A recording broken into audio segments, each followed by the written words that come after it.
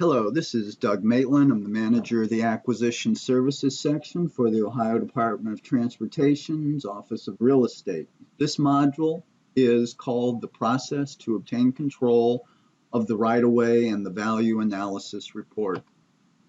Why do we acquire rights-of-way from property owners? Well, we do it because there's a highway project, and that highway project requires land upon which it is to be built and perpetually maintained. And to obtain that land, we must acquire the rights and real property detailed in the highway plans.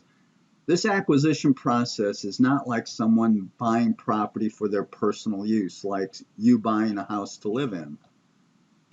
These acquisitions of real property for highway projects are subject to eminent domain, which is the right of the government to take land for the purpose of making or repairing roads open to the public. And that is subject to a wide array of laws and regulations that govern the eminent domain process. Also, most highway projects use federal funds from the Highway Trust Fund, and that makes acquisitions of real property subject to numerous federal laws and regulations. The entire real estate acquisition process is heavily regulated and requires a large amount of documentation. So I'm going to ask the question again. Why do we acquire rights of way from property owners?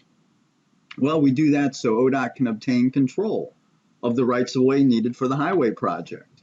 So ODOT can construct the project on property it owns and controls. The word control is mentioned frequently.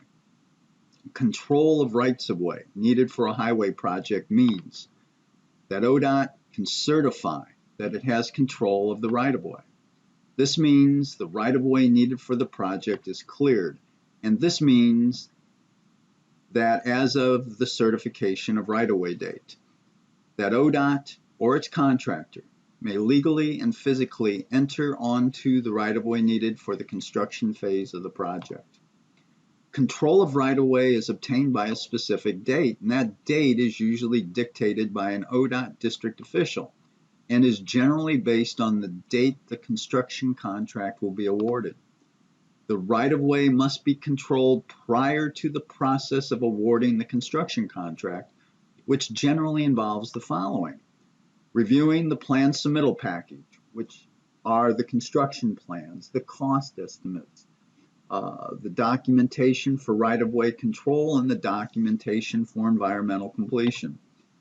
Obtaining federal authorization to advertise for construction bids, advertising for contractors to bid on the highway project, allowing sufficient time for the contractors to submit their bids, and then eventually opening those bids and awarding the construction contract. And then physical construction of the highway project can start.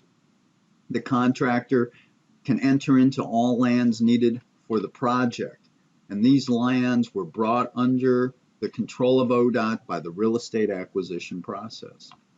And the value analysis report plays an important part of this right-of-way control process. Time for a knowledge check.